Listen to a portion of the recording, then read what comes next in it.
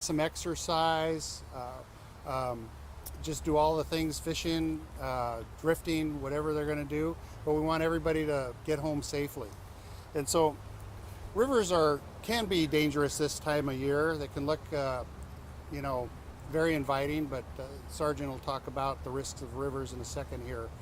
And we still do have a deep snowpack that's coming down, and so some of our rivers that don't have dam controls on them can vary in flow very tremendously over the day, and so that can create additional risk.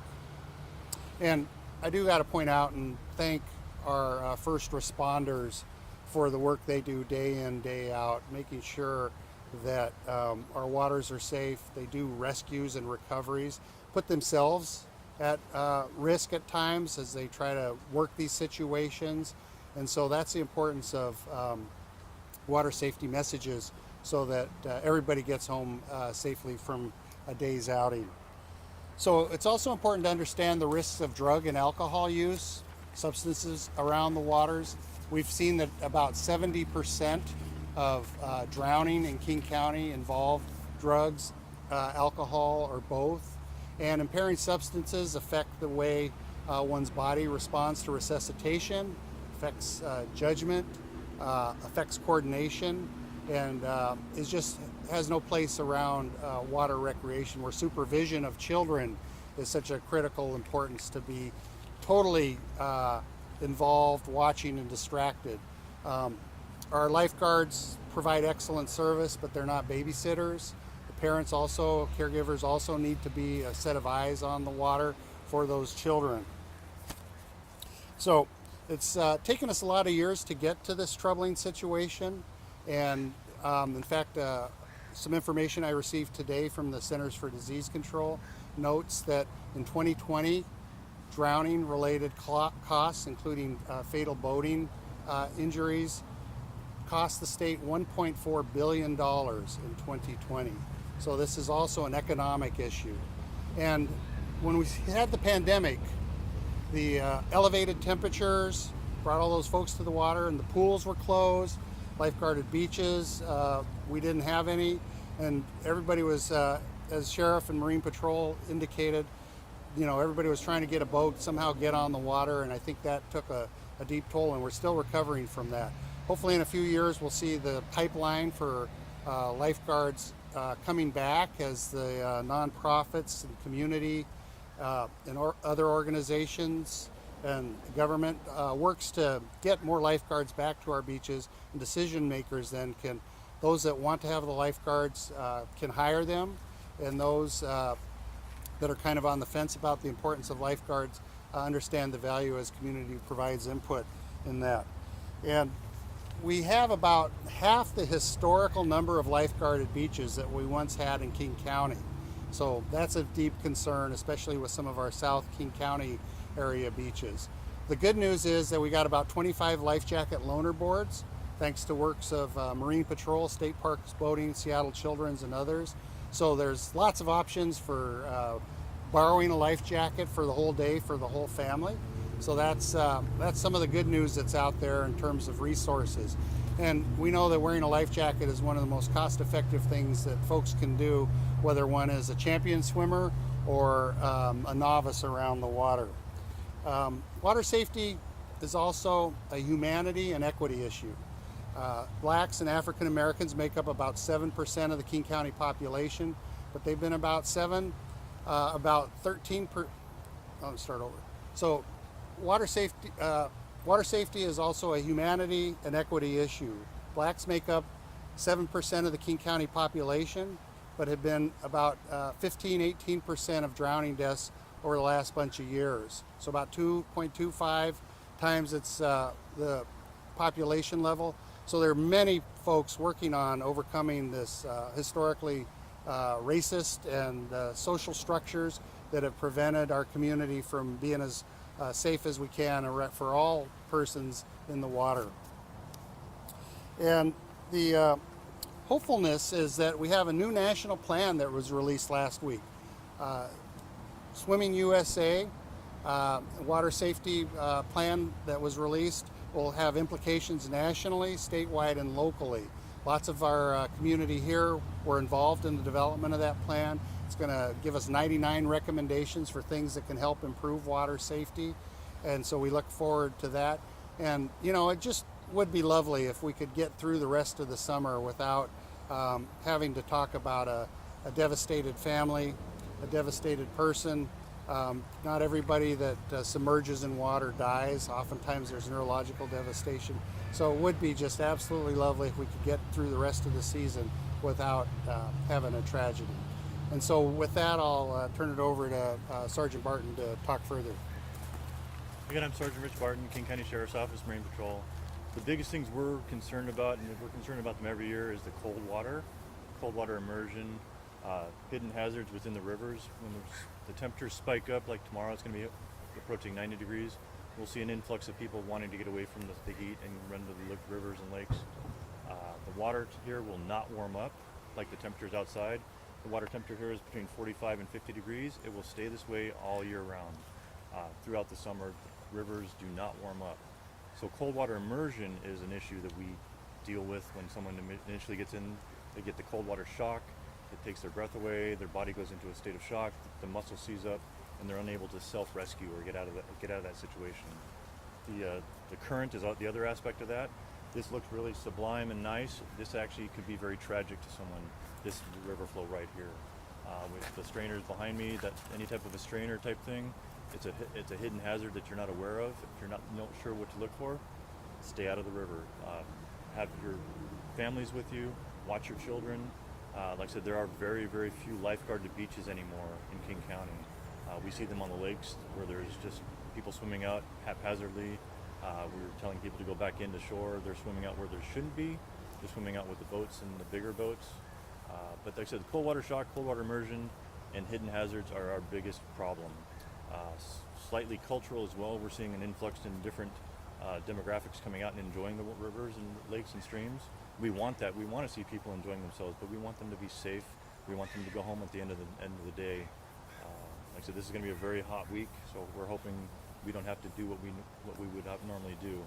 A good day for me is when I'm doing nothing on the water and just enjoying people enjoying themselves. That's a good day for us, which we hope for. But like I said, when we have to enact, we have resources available. We work with the fire departments, we work with Seattle Harbor, we work with Mercer Island Police, we work with all different fire agencies to make sure that people are safe when they're out there. So our message is just be safe, be cognizant. Alcohol usage as well, keep that to a minimum. When you're boating, when you're doing anything river or water related, keep that to a very minimum. So thank you. Any questions? Yeah, so while we were getting ready to set up, we saw someone walk into this body of water with their child. What were your reactions to that whenever you saw that? Well, one was wearing a life jacket, one wasn't. The child was, and that's wonderful. It's not required. You can come out here and enjoy yourself. We watched her walk across the river in the flow. You saw she did just fine. Had she gone to the left over here, that may not have gone so well.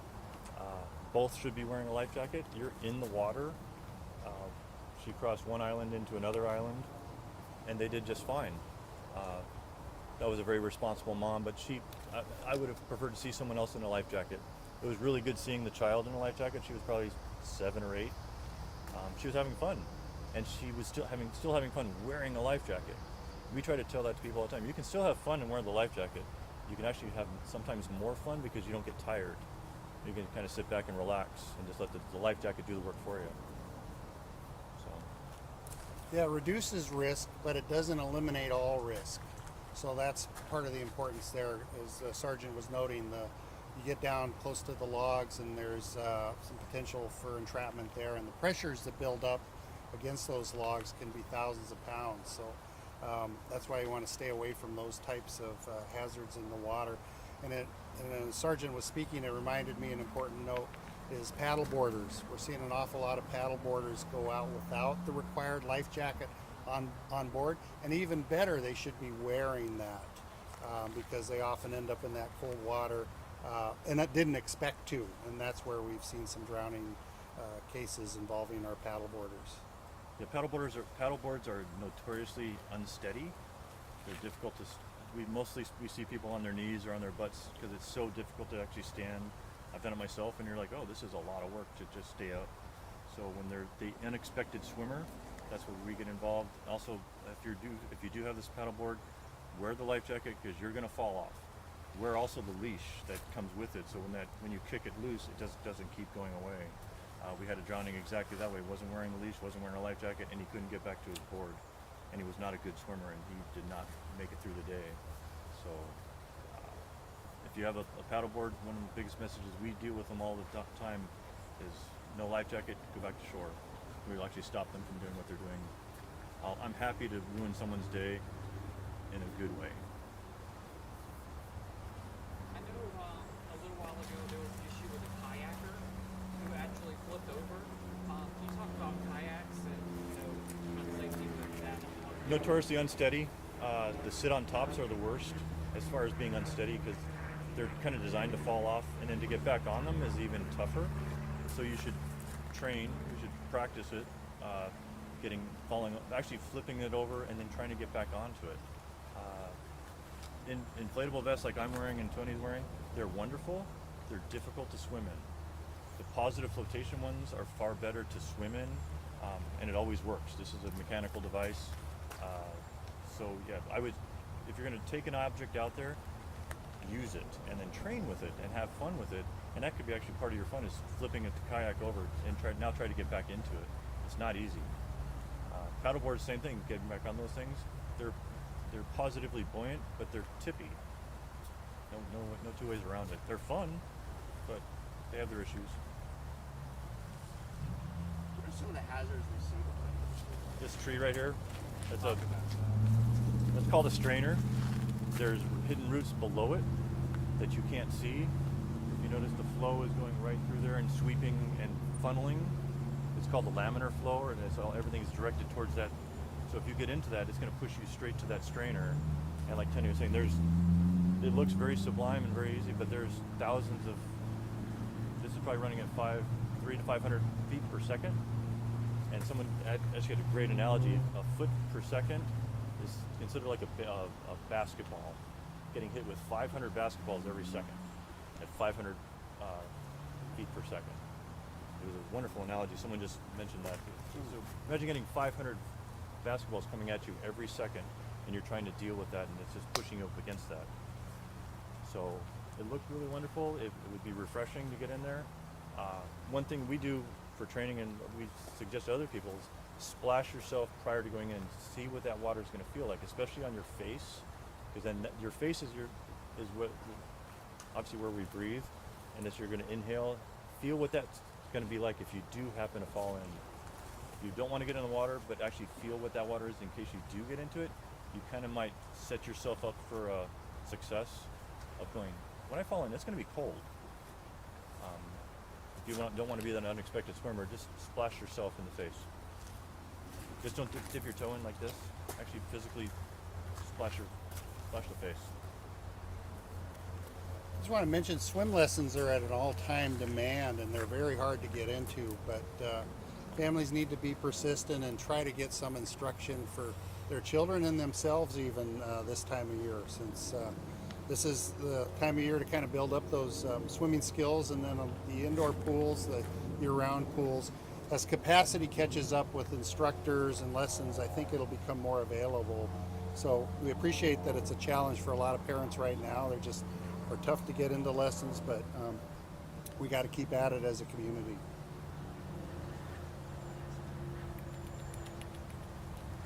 Any last questions? Could you both just spell your names into the microphone? Rich, R-I-C-H, B-A-R-T-O-N, Barton, Sergeant, King County. Tony Gomez, T-O-N-Y-G-O-M-E-Z. Do either of you speak Spanish by any chance? We got Fred. Can I ask you a couple questions? I don't know if you guys need. I understand. Yeah. Okay. Cool. All right. There's a microphone right here. Yeah, right there. Yes. Say and spell your name too. Fred Mariscal, F-R-E-D. Last name Mariscal, M-A-R-I-S-C-A-L. Seattle, King County, Department of Public Health. Okay. Do you want to just kind of reiterate what they were saying, but in Spanish? Yeah, pues lo más importante es lo que decían mis colegas aquí, es el chaleco salvavidas. Es muy importante que en esta temporada todos los que vengan a los ríos, a las albercas, el tener un chaleco